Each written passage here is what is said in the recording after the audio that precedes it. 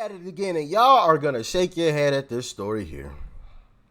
Like, share, comment, and hit that subscribe button if you are new. Oh man, and let's dive in. And back to the asylum seeker crisis. Only 13 families decided to stay at that newly opened shelter at Floyd Bennett Field in Brooklyn. They arrived by bus yesterday, but most decided to leave as soon as they got there. Some people we spoke with say they were told they weren't even going there. And many say it's too isolated, too far from their children's schools in Manhattan or the Bronx. Mayor Adams visited the place last night, saying this is the best the city can do right now. This is not, the best conditions, but we're managing the crisis. I say any better that we need help. The city is offering families a shuttle bus taking them to Stillwell Avenue subway station to commute to school or work. Now yeah, so you heard that correctly. The migrants in New York have decided that what New York is providing for them is not good enough. You heard that correctly. So you come to our country and you start making demands on the taxpayer's dime. You can't make this stuff up. You literally cannot make this stuff up. That is total and utter BS. So taxpayer dollars went to building this facility for these individuals to be housed. They get there and say, you know what? Nah, I don't like it. Not good enough for me. As a matter of fact, it's too far. Nope. Take me back. Who are you to be making demands? Here's another video of the whole situation. Out of all these buses that allegedly went there, only a few families actually stayed. The rest of them walked in, walked back out, and got right back onto the bus and left. And here's some of the families here, I think, that are allegedly getting back onto the bus here.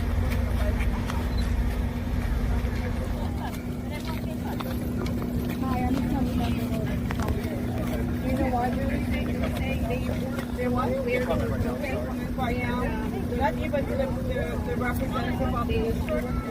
You can't come in. You know what?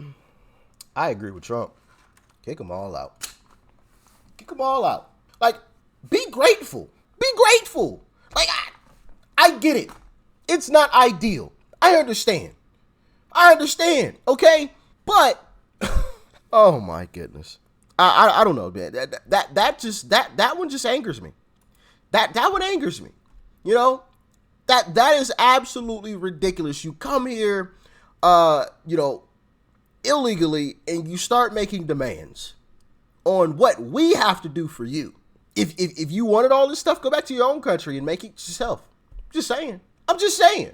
You know, you got stuff like this too.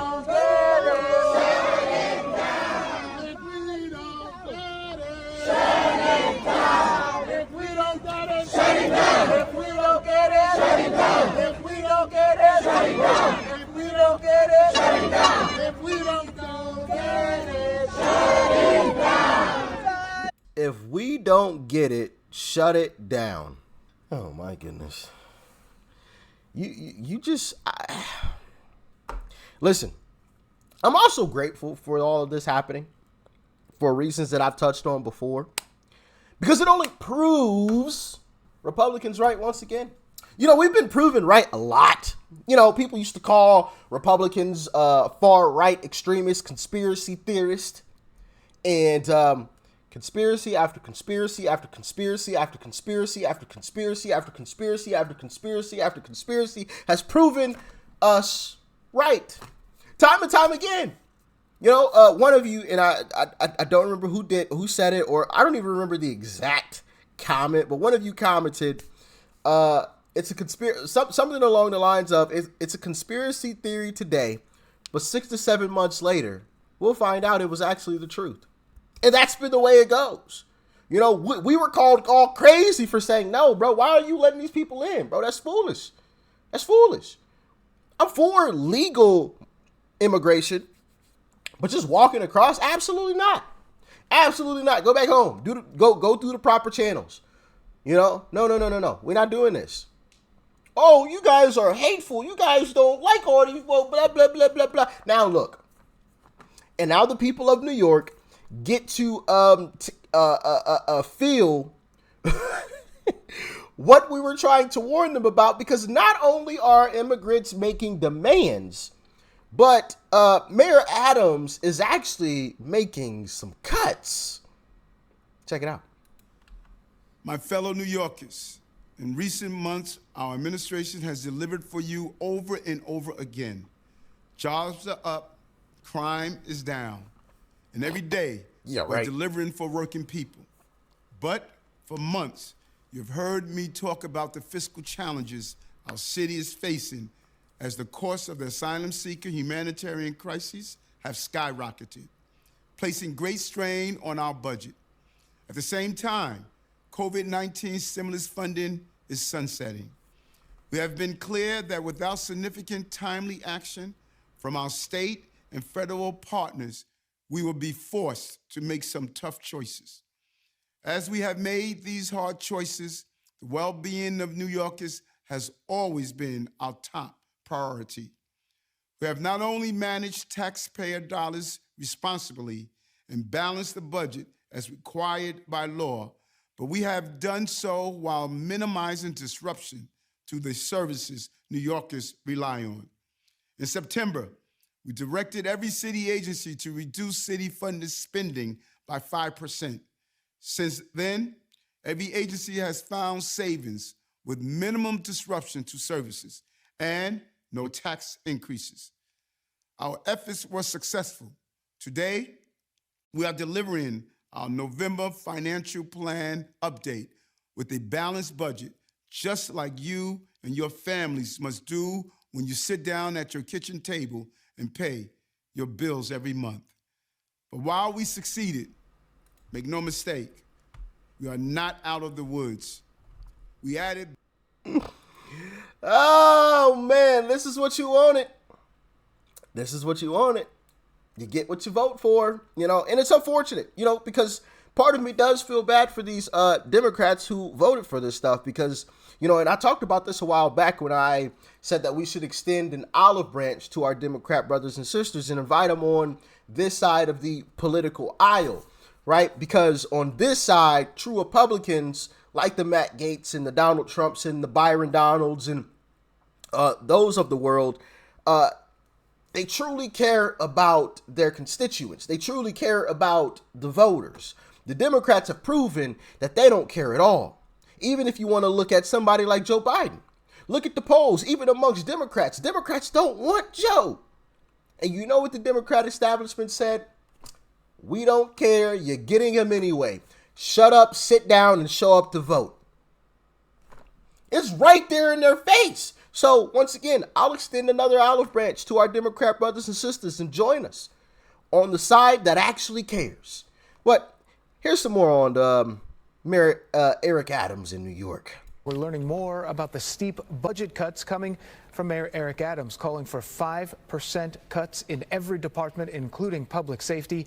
This as he continues to make a public appeal for the federal government to step up and help offset the cost of the migrant crisis. Fox 5's Lizette Nunez joins us now from outside City Hall with what the mayor's asking for. Good morning, Lizette.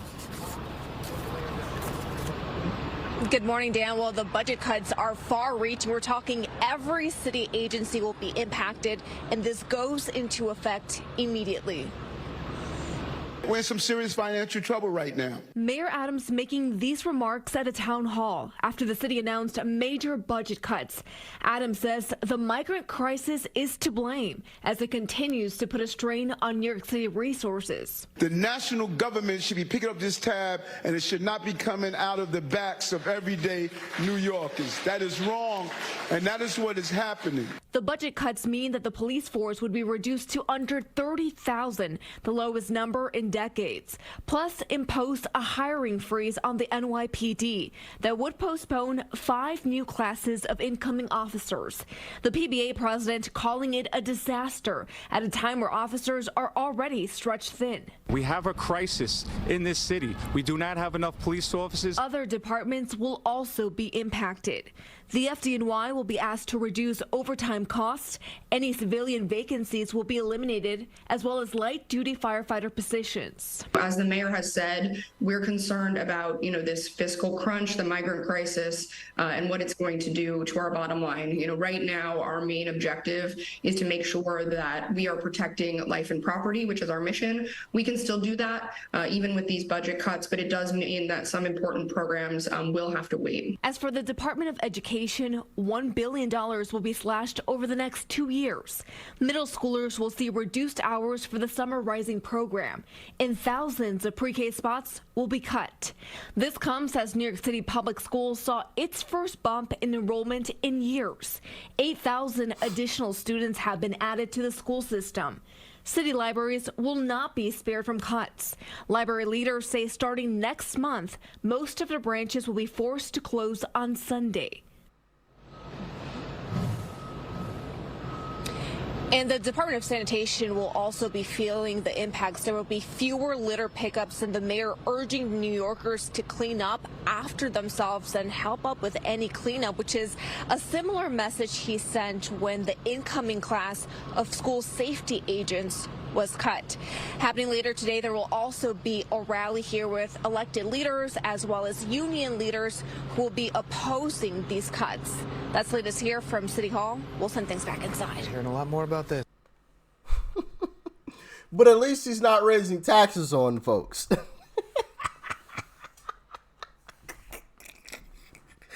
I mean, it's funny, but it's not at the same time. Like, oh my goodness, these great American cities are just absolutely being destroyed. Destroyed. At a time when you've got crime high as I don't know what, you're cutting funding for officers. So much so that for the next five rounds of when you were supposed to be hiring new officers, you're doing away with it. At a time when you're adding more students to the school system, you're cutting it by, I think they said, $1 billion.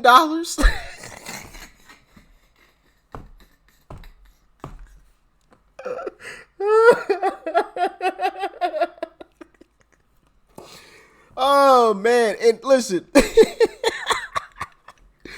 at a time when you've got streets in New York that are absolutely filthy, you're cutting the sanitation. New York is cooked. It's toast. It is toast. And it's all because of Democrats. Democrat politicians have absolutely destroyed these cities. Even in Chicago. We talked about that before. Right? So, yeah, I mean, this stuff is just ridiculous, man. Absolutely ridiculous. There's one way to solve the problem, and people could easily solve it. We could easily solve this issue. Send them all back. Send them all back.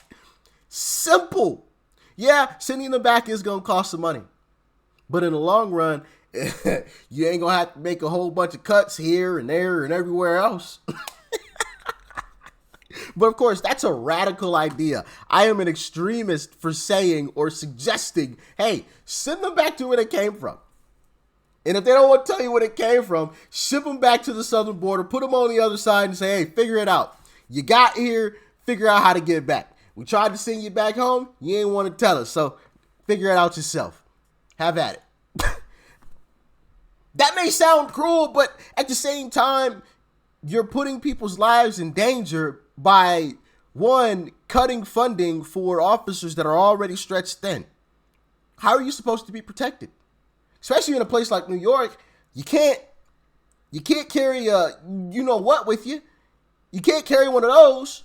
Absolutely not. The guy who tried to save the woman's life in the subway, now granted, you probably shouldn't be firing in a subway, but still, he tried to save a woman from being mugged. He's getting in trouble for that. So you can't even try to save people. Like, he wasn't attacking anybody. He was trying to save somebody's life. At least what he thought, or from getting mugged at least. So in a place where you're not allowed to carry firearms, it's the same place that has officers stretched thin. And now it's the same place who's cutting funding from those same officers. Yeah, this is going to be entertaining. There's going to be a lot of juicy content coming out of New York. I'm going to tell you that now. So be prepared to be seeing a lot of videos here soon from New York, and I'm going to be covering them. Y'all probably going to get tired of me talking about New York because it's about to get real entertaining. Real entertaining. But once again, to all my Democrat brothers and sisters, I would like to extend an olive branch to all of you. Come join our side, the Republican side of the party, right? Republican Party, excuse me. The true Republican Party. Now, there are some fake Republicans, which, you know, for those that are new, you'll figure that out. We call them rhinos over on this side. Republicans in name only. Mitch McConnell is one of them. Lindsey Graham is another. Kevin McCarthy is one as well. Okay, just to name a few so you can get familiar.